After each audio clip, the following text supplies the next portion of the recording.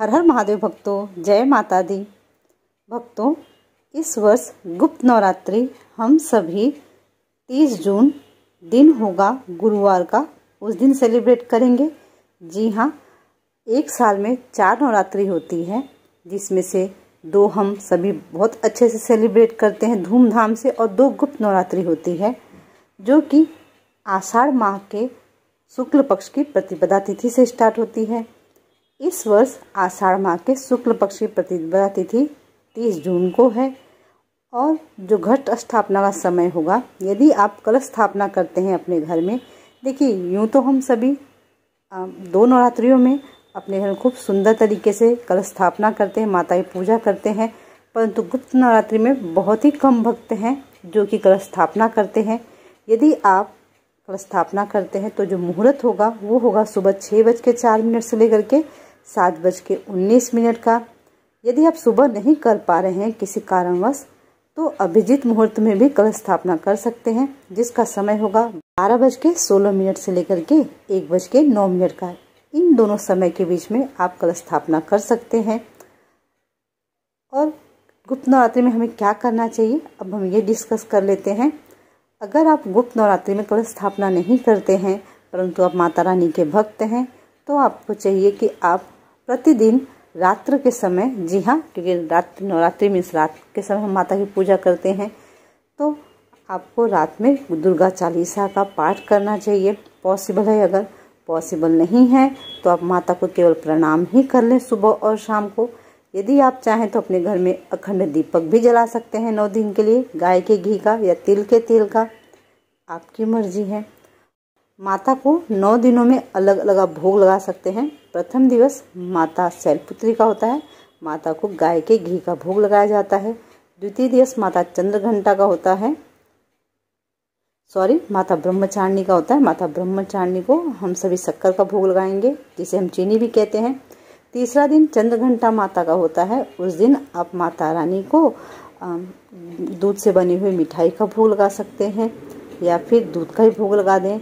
चौथे दिन माता कुष्मांडा को कोहड़े का भोग लगाया जाता है, या फिर इलायची का, या आप मालपुआ का भी भोग लगा सकते हैं। 5वां दिन जो होता है माता स्कंद का होता है, स्कंद माता का, तो उस दिन हम केले का भोग लगाते हैं। 6ठे दिन माता कात्यायनी की पूजा की जाती है, उस दिन आप मधु का भोग लगाएंगे, जिसे हम हनी भी कहते हैं। 7वें दिन माता कालरात्रि को गुड़ का भोग लगाया जाता है, जयगिरी जिसे कहते हैं। 8वें दिवस में हम माता को श्रीफल, जिसे हम नारियल कहते हैं, उसका भोग लगाते हैं। और 9वें दिन माता सिद्धिदात्री को हम सभी काले तिल के बने हुए लड्डू का या काले तिल का भोग लगाते हैं। इस प्रकार से 9 दिन आप माता को 9 आइटम का भोग लगाएंगे। बाकी आपको अन्य जितने भी पदार्थ व्यंजन बनाने आप बना सकते हैं। साथ में एक बात याद रखें, माता को बतासे जरूर चढ़ाने चाहिए, और लवंग और इलायची का भोग भी लगाना चाहिए माता को। ऐसा करना बहुत शुभ माना जाता है। और यदि आप चाहते हैं तो माता के बहुत सरल सरल मंत्र होते हैं, उनका पाठ हर रोज उनकी माला जाप कर सकते हैं। माला जाप करने की विधि होती है, जिस भी समय माला जाप करें, हाथ पैर धो करके, शुद्ध वस्त्र पहन करके, लाल कलर के आसन पे, या फिर कोई भी अलग कलर का आसन चलेगा, ऊन का हो, बहुत अच्छी बात है। पर याद रखिए कि काले कलर का आसन नहीं होना चाहिए। आसन पे बैठ करके और फिर रुद्राक्ष की माला से या स्फटिक की माला से आप माता के मंत्रों का जाप कर सकते हैं। माता का जो सबसे पावरफुल मंत्र है, आप सबको पता है, सर्व मंगल मांगल्य शिवे सर्वार्थ साधिके शरण्ये त्र्यंबके गौरी नारायणी नमोस्तुते। श्री नारायणी नमोस्तुते, श्री नारायणी नमोस्तुते। चाहे तो इस मंत्र का आप जाप करें, या फिर आप ये भी जप सकते हैं यदि आप अविवाहित हैं, या फिर आपका दाम्पत्य जीवन सही नहीं चल रहा है, तो आप इस मंत्र का जरूर जाप करें। देहि सौभाग्य आरोग्यम, देहि मे परमम सुखम, रूपम देहि जयम देहि, यशो देहि द्विषो जहि। या फिर आपके लाइफ में बहुत सारी प्रॉब्लम्स चली आ रही है, आप चाहते हैं सारी प्रॉब्लम्स का सोल्यूशन मिल जाए, तो मंत्र होगा सर्व बाधा विनिर्मुक्तो धन धान्यम सुताम विताम मनुष्य मत प्रसादेन भविष्यति न संशयः।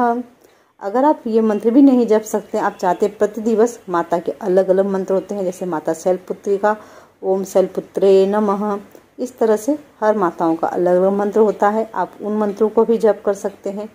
या फिर आप चाहें तो सिंपल सा ओम दुम दुर्गाय नमः, इस मंत्र का भी जाप कर सकते हैं। माता के 32 नाम होते हैं जो बहुत ही पावरफुल होते हैं। आप चाहें तो माता के 32 नाम का हर रोज़ उच्चारण करें।